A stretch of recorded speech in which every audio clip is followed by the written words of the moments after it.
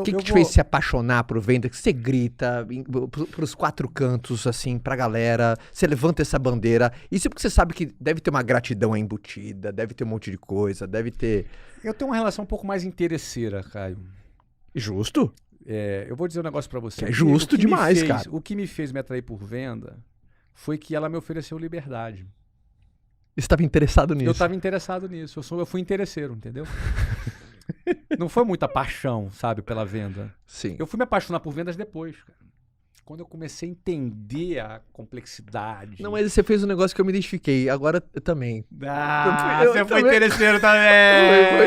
É que eu falei, pô, será que eu vou falar que eu sou interesseiro? As pessoas vão me julgar mal, mas nem você falou, eu falei, eu também, cara. Mas, cara, eu penso, aí esse que é o ponto, cara. Esse que é o ponto. Você acha que alguém nasceu, meu sonho é ser vendedor? Não é, cara.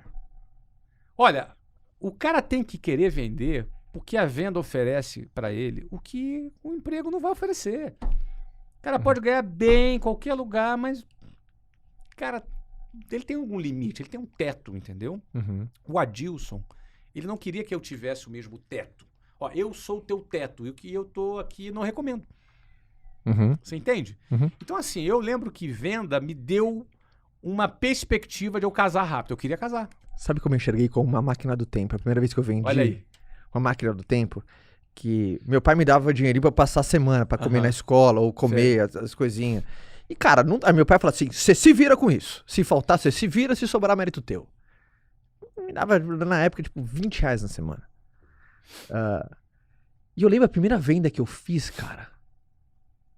Primeira venda que eu fiz. Umas coisas que eu não usava mais, e um amigo meu pediu, eu era novo. Nem foi uma venda, eu tirei pedido. Sei. Aquela coisa, eu não vendi, eu tirei Você vendeu pedido. um negócio teu ali. Coisas minhas Um que eu não amigo. usava, um amigo meu Sei. pediu, eu falei assim, tó.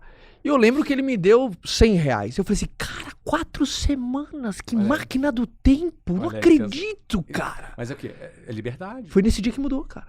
Então, eu senti, quando eu comecei a vender relógio, eu comecei a ganhar mais que meus pais. Eu falei, uau, peraí. Por que alguém sai de casa às 6 horas da manhã para passar um dia inteiro trabalhando, no final não ganhar nem o que eu já estou ganhando aqui? Eu tinha, sei lá, 18 anos. Não é? A venda dá essa liberdade, porque invariavelmente na nossa vida você vai ter que escolher entre segurança e liberdade. Era claro pra você isso no comecinho dessa carreira, cara? Era um pouco porque eu tinha uma carreira segura, garantida. Viu como eu estava enganado? Uhum. Garantida quando eu passei no concurso público e entrei na Marinha. 2 anos depois eu fui expulso. A casa caiu. Você entendeu? A casa caiu. Voltei para minha casa, dos meus pais, desprestigiado, sem moral pra caramba com meu pai em casa.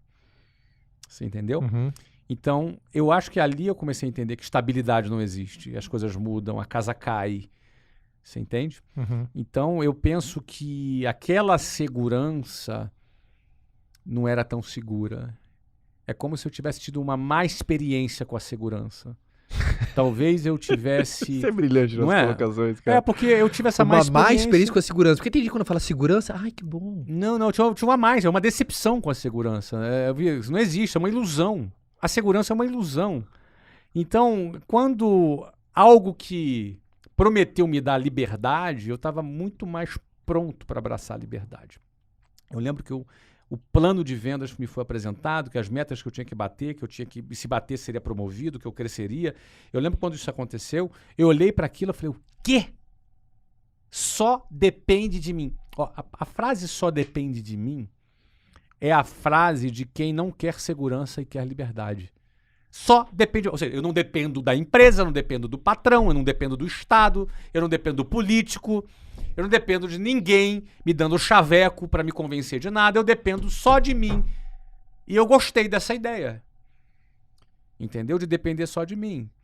Eu, na época, eu já olhava, cara, eu passava em frente quando eu estava dentro de um ônibus, passava em frente, geralmente quinto dia útil, passava em frente a uma Caixa Econômica Federal no início do mês. O que eu via lá? No Rio de Janeiro, 40 graus, uma fila gigante do lado de fora, um monte de velhinho, coitadinhos. Dava pena, cara, 40 graus, calor, uma velhinha ali, às vezes encurvadinha, com um guarda-chuvinha, indo lá pegar a aposentadoria na Caixa Econômica Federal. Me dava uma pena daquilo e, ao mesmo tempo, me dava medo. Eu olhava para aquilo e falava, o quê? Olha, nunca na minha vida eu quero estar numa fila do INSS. Porque eu achava injusto, eu achava as aposentadorias sempre eram uma merrequinha. E eu pensava, cara, isso aqui é o final da vida de quem fica 30 anos trabalhando com a carteira assinada. Em vez de ficar discutindo não é justo, Eu não o quero- sistema eu não é quero- assim, Eu não quero. Eu posso dizer que não é justo, eu posso dizer que é errado, Mas eu não posso dizer um adianta. monte de coisa. não adianta. Mas no meu falar do Léo. pragmatismo eu falei, eu não quero isso.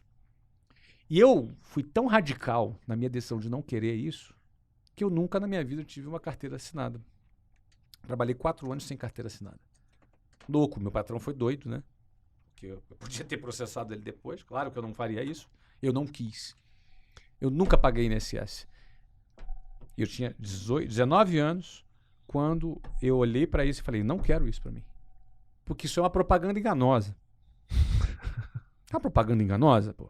Isso vai te dar segurança. Não, isso vai te dar segurança. Segurança do quê? Que eu vou estar no final da minha vida na fila da Caixa Econômica Federal para pegar uma merrequinha de aposentadoria Que às vezes não paga nem o remédio. que não paga nenhum remédio? Isso é uma propaganda enganosa. Entendeu? Então não quero. E depois eu fui entender que isso é uma pirâmide financeira. Não quero isso aqui. Você entendeu? E aí eu renego isso, mas eu renego a segurança. Olha de novo a segurança me decepcionando. Uhum. E aí eu abraço o quê? A liberdade. Cara, minha aposentadoria vai ser o dinheiro que eu vou juntar. Minha aposentadoria vai ser o investimento que eu vou fazer. E sabe qual é o pior? Eu era bom de matemática. Eu comecei a imaginar uma carreira inteira por 30 anos contribuindo de INSS e somando tudo que alguém pagaria de INSS na vida se fosse um investimento particular. Como é que seria? Quem tiver curiosidade, eu vou fazer essa conta pública um dia. Quem tiver curiosidade, é chocante o resultado. Então eu lembro que eu reneguei tudo isso, tudo que é entre segurança e liberdade, eu sempre abracei a liberdade. E a liberdade para mim era eu poder ganhar quanto eu quiser, produzir quanto eu quiser, trabalhar o quanto eu quiser, entendeu? E aí venda me deu isso. E aí depois a venda me apresentou o primo dela. Sabe quem é o primo da venda? Quem? É o empreendedorismo. Ah. Não é? Aí a venda me É apresentou impressionante, né? empreendedorismo. Como quem tem entre aspas, essa química com venda pelo interesse, pelo desejo da liberdade, é seduzido. É seduzido por empreendedorismo. Sim. E eu comecei a me apaixonar por vendas, cara, muitas décadas depois, até 1 ou 2 décadas depois, porque eu comecei a apreciar a sofisticação da técnica de vendas. É algo muito sofisticado. Vender algo sofisticado, e acho que todo mundo, todo profissional deveria aprender a vender. E principalmente se puder ter gente que tenha experiência prática com vendas, que pudesse contemplar a sofisticação do que é vender. Aí eu comecei a me apaixonar pela inteligência da venda. Sabe? A inteligência. Nossa, isso é muito inteligente. E aí que foi mais. Mas no início foi só interesse mesmo.